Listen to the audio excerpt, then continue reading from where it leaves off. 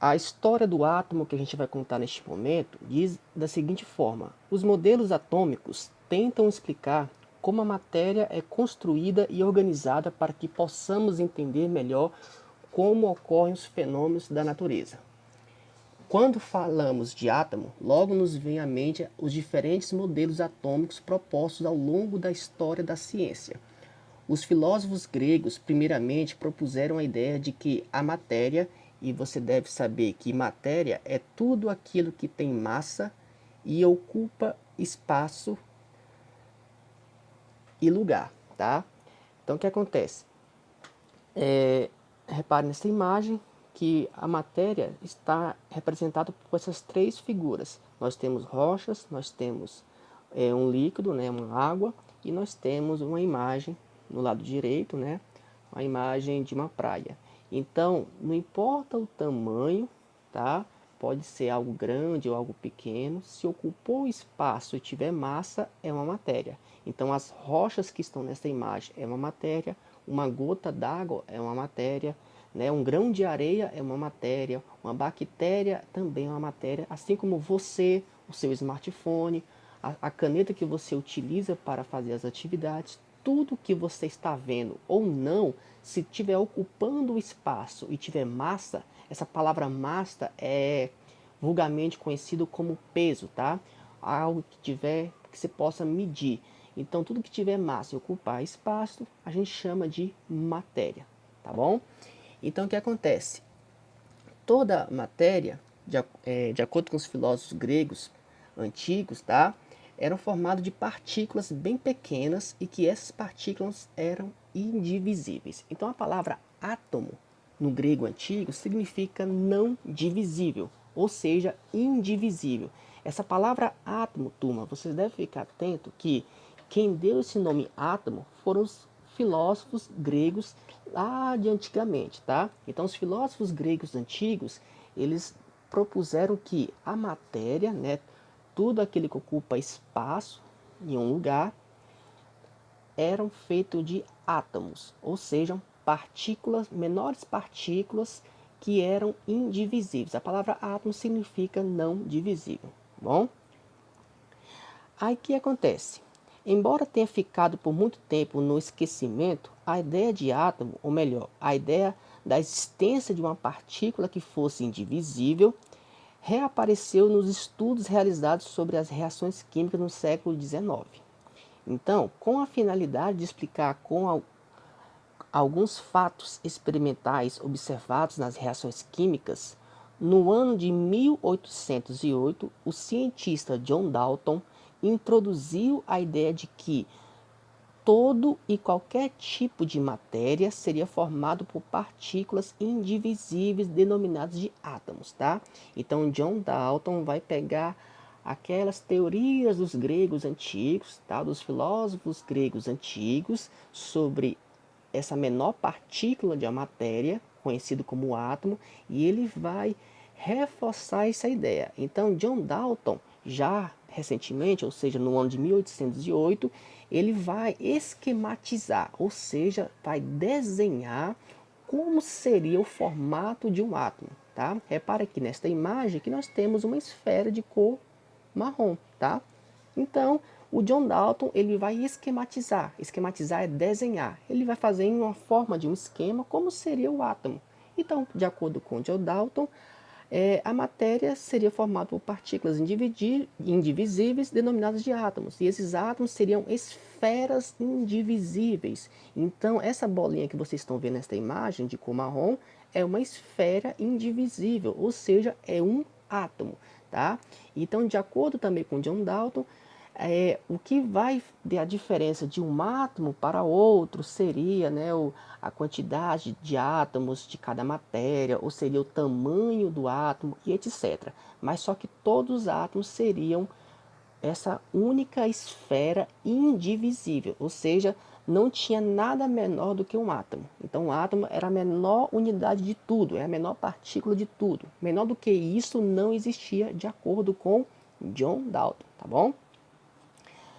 Aí o que acontece? Com o passar do tempo, os estudos ficaram cada vez mais profundos na busca de uma explicação concreta. Um modelo atômico útil, pois um modelo só é útil quanto explica de forma correta determinado fenômeno ou experimento sem entrar em conflito com experimentos anteriores realizados. Tá? Na busca por um modelo plausível, ou seja, o modelo que melhor explicasse o fenômeno, vários modelos foram elaborados, mas somente 3 deles ganharam destaque, que são os modelos de Thomson, Rutherford e Bohr. Então o que acontece? Esse modelo atômico de Dalton, né, proposto por esse cientista John Dalton, ficou sem conseguir explicar direito como seria esse átomo. Por quê?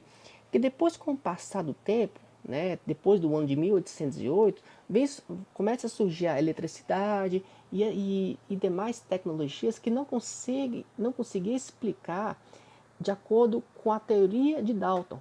Por quê? Porque já que o John Dalton dizia que o átomo era a menor unidade e seria indivisível, muitas coisas não conseguiriam explicar a natureza, os fenômenos naturais, de acordo com essa única esfera atômica, que é essa esfera de John Dalton. Tá?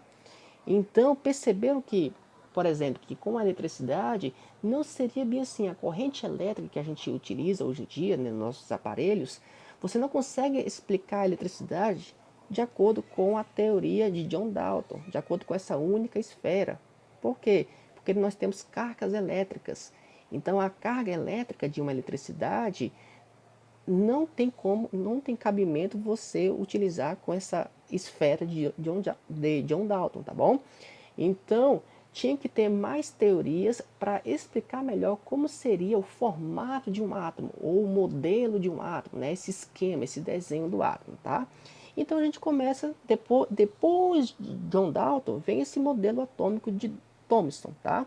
O modelo atômico de Thomson é conhecido também como pudim de passas e enuncia que o átomo é uma esfera de carga elétrica positiva, não maciça, e que nele se encontram cargas negativas estáticas, distribuída uniformemente de modo que sua carga elétrica total é nula. Ou seja, repara que nessa imagem que o Thomson ele vai modificar a teoria do Dalton, tá? Lembra que o Dalton, ele colocou, voltando aqui no slide anterior, o Dalton só colocou uma única esfera sem nada, tá? Não tem, só ela pura. E o Thomson, anos mais tarde, ele vai dizer o seguinte, ó, ele vai pegar uma esfera grande, que é essa esfera de cor vermelha, e essa esfera de cor vermelha tem uma carga elétrica positiva, tá?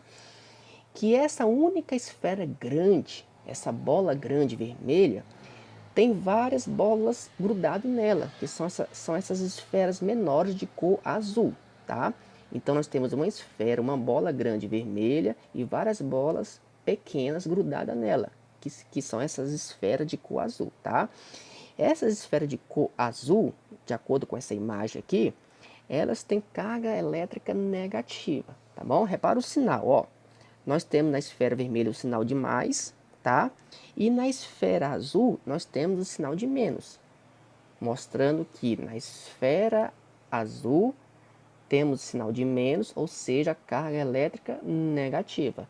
Na esfera maior, que é a esfera vermelha, nós temos o sinal de mais, mostrando que essa esfera tem carga elétrica positiva. Então a diferença do modelo atômico desse Thomson para o anterior, que é do Dalton, é que no Thomson vai surgir agora menores unidades do que um átomo. Repare que é o seguinte, o átomo ele é feito agora por duas subpartículas, tá? Que é a subpartícula positiva, que é a maior, que é essa vermelha, e a subpartícula negativa, que são essas menores bolinhas de cor azul, que são as negativas, tá? Então vai ter uma diferença aí do Thomson para o Dalton, porque o Dalton dizia que só era uma única esfera, só era uma partícula que era o átomo. E agora o Thomson vai dizer que não, que o átomo é uma partícula e dentro do átomo nós temos duas subpartículas, a positiva e a negativa, tá bom? O que acontece? Anos mais tarde surge o modelo atômico de Rutherford, tá? a gente vai ver agora um pouquinho da história do Rutherford, porque diz da seguinte questão para vocês entenderem o modelo atômico dele, tá? O Rutherford, com a intenção de aprofundar seus estudos, foi para a Inglaterra submeter-se à orientação de Thomson, tá? Então o Rutherford foi praticamente aluno do Thomson, aquele anterior que explicou de forma diferente o modelo atômico do átomo, tá? Então o que acontece? Nas investigações sobre as propriedades do raio-x e das emissões radioativas. Então, o Rutherford, ele foi procurar o Thomson, né, esse cara que deu esse modelo diferente do átomo, tá? E para investigar sobre as propriedades do raio-x e das suas emissões radioativas, tá? Então o que acontece? O Rutherford, em seus estudos, ele conseguiu, por meio de experimentos, bombardear uma fina lâmina de ouro com partículas alfa, núcleo do átomo do hélio, tá? Ele percebeu que a maioria das partículas alfa emitidas atravessava a lâmina sem sofrer qualquer desvio. Todavia, uma pequena parte das partículas sofria um desvio. Com isso, ele pôde concluir que o átomo possuía um pequeno núcleo e uma grande região vazia.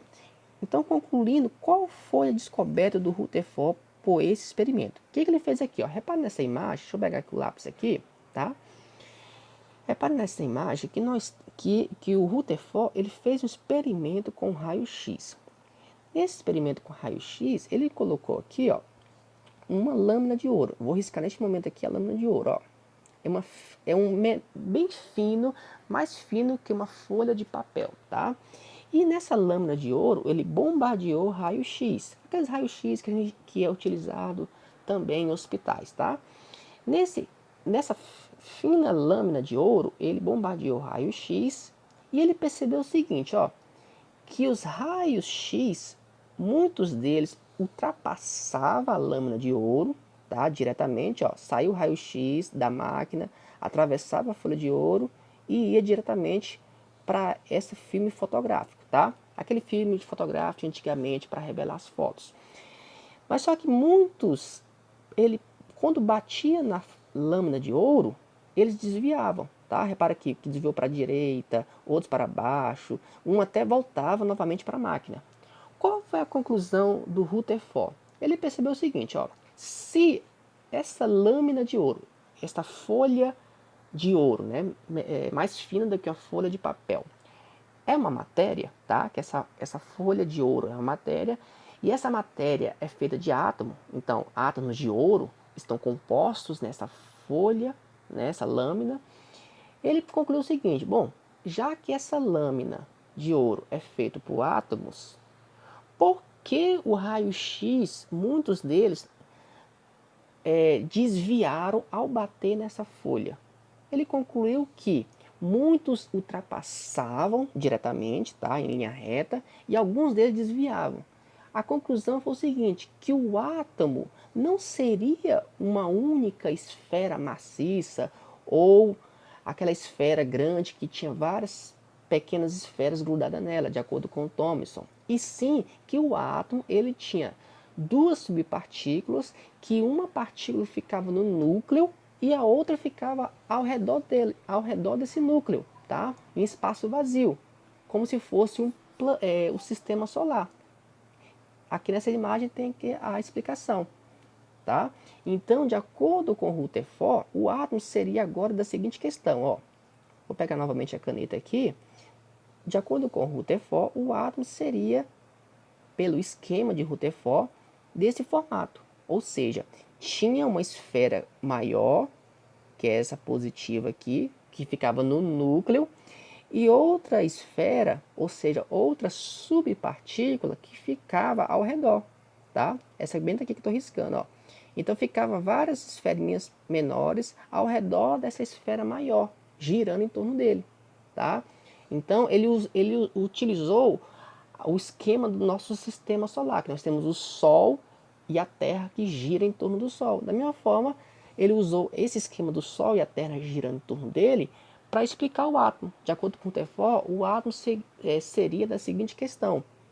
Tinha subpartículas, que seriam partículas negativas, tá? Que vão girar em torno do núcleo. Que este núcleo vai ter partículas positiva. Então, o átomo seria uma partícula e dentro desse átomo nós tínhamos duas subpartículas de acordo com Rutherford. A primeira subpartícula, que é a negativa, vai girar em torno da partícula positiva, como se fosse a Terra girando em torno do Sol. E entre essa partícula negativa e a positiva, existe um grande espaço vazio. Ó. Esse de cor azul claro, que eu estou riscando neste momento, é um espaço vazio.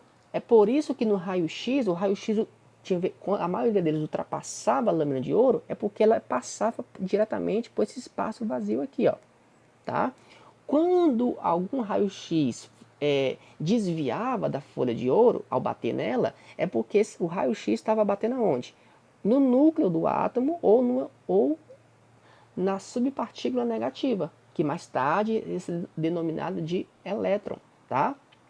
Então, de acordo com o modelo de Rutherford, a gente vai ter subpartícula negativa que vai girar em torno do núcleo, e este núcleo a gente vai ter subpartícula positiva. É o famoso sistema planetário dos átomos. É como se fosse a Terra girando em torno do Sol. O Sol seria o caso, a subpartícula positiva, e a Terra seria a subpartícula negativa. E entre a Terra e o Sol existe um grande espaço vazio. E isso é o esquema do átomo, de acordo com esse cientista Rutherford, tá bom? Aí o que acontece? Anos mais tarde, um aluno do Rutherford, chamado Niels Bohr, tá? O Niels Bohr foi aluno do Rutherford, aprofundou-se no modelo de Rutherford e complementou, tá? Ele modificou um pouco o modelo de Rutherford para dar mais uma explicação mais plausível, tá bom? Então o que acontece? Aprofundando-se no modelo proposto por Rutherford, Niels Bohr, em 1923, conseguiu completá-lo introduzindo a ideia de que os elétrons só se movem ao redor do núcleo quando estão alocados em certos níveis de energia, tá? Então o que acontece? Nós temos a subpartícula negativa, que foi denominada de elétron. Elétron são essas subpartículas, turma, negativa, tá? Essa palavra e um acento em cima significa elétron. E repara que ao lado da letra E nós temos pequenas bolinhas bem minúsculas, que é a subpartícula do elétron, tá? Então, de acordo com o modelo atômico de Bohr, os elétrons só se movem ao redor do núcleo, tá? O núcleo aqui ó, de cor vermelha, tá bom? Uma esfera de cor vermelha. Os elétrons só se movem ao redor do núcleo quando estão alocados em certos níveis de energia. Dessa forma, um elétron só poderia mudar de nível se ganhasse ou perdesse energia. Então, resumindo o modelo atômico de Bohr. Repare aqui, ó, no modelo atômico de Thomson, nós tínhamos o elétron e o núcleo, tá? Só que os elétrons ficavam aleatórios girando em torno do núcleo. O Niels Bohr vai dizer o seguinte, ó, os elétrons têm que ficar organizados. Repare que é o seguinte, ó, cada elétron fica em uma linha, tá? Nós temos essa linha maior, desculpa, nós temos essa linha maior e nós temos esse outro círculo, essa outra linha menor. Então, cada elétron vai ficar distribuído em níveis, ou seja, em camadas para poder girar. Então, esses níveis foi conhecido como eletrosfera, ou seja, cada elétron vai ficar organizado em sua linha, ou seja, em sua eletrosfera. Repare aqui ó, que nós temos elétrons que vão ficar na primeira camada, elétrons que vão ficar na segunda camada e até chegar no núcleo. Ou seja, de acordo com Niels Bohr, os elétrons vão ter que girar em organização. Por que isso? Para que os elétrons não chegam a encostar no núcleo. É como se fosse realmente o nosso sistema solar. Nós temos até o Sol e em torno do Sol nós temos os planetas que vão girar em torno dele. Porém, os planetas não ficam bagunçados. Por exemplo, nós temos o primeiro planeta perto do Sol, que é o planeta Mercúrio. Depois nós temos o Vênus, em terceiro a Terra, quarto Marte e assim vai. Então, cada planeta do nosso sistema solar ficam organizados, girando de forma organizada em torno do Sol. Então, é isso que o Bohr vai propor na sua ideia, que os elétrons vão girar em organização em torno do núcleo, tá? Para não ficar aquela bagunça de elétrons, para que nenhum elétron se choque em outro, tá? E que nenhum elétron se encoste no núcleo. Então, cada elétron vai ficar organizado em níveis de energia. Os níveis de energia são essas linhas de cor azul que vocês estão vendo aqui. São esses círculos, esses arcos que ficam girando em torno do núcleo, tá bom? Turma, na próxima aula a gente vai explicar melhor como é que funciona esse esquema de elétron, núcleo, etc. Tá? Então, após isso, vocês vão fazer a atividade, que eu vou explicar como vai ser, tá? Vocês vão fazer através do Google Formulários, tá bom? É só marcar a alternativa, não precisa baixar nenhum aplicativo, vocês não precisam fazer nenhum cadastro, nada. Vocês só vão clicar em um link que eu vou mandar no horário certo pelo grupo de vocês, tá? Ou seja, quarta-feira, às 8 horas da noite, eu vou mandar o link para vocês poder clicar nesse link e fazer a atividade automaticamente pela internet. Serão 6 questões, só de marcar, tá? Apenas uma alternativa correta sobre este conteúdo apresentado. Lembrando que não só essa videoaula, eu vou também mandar o texto deste conteúdo para que vocês possam ler e fixar o conteúdo e também ajudar a fazer a atividade, tá? Vocês podem consultar o texto para fazer a atividade, porque as respostas da atividade estão no texto também, tá bom? Então, espero que tenha gostado. Na próxima aula, a gente vai revisar novamente esse conteúdo. Se você ficou com alguma dúvida, pode mandar uma mensagem para mim no privado ou no grupo, tá bom? Para que eu possa, na próxima aula, explicar em forma de revisão sobre este conteúdo apresentado. Desejo a todos um excelente dia e bom aprendizado e também boas atividades. Qualquer coisa é só entrar em contato comigo. Um forte abraço e até mais.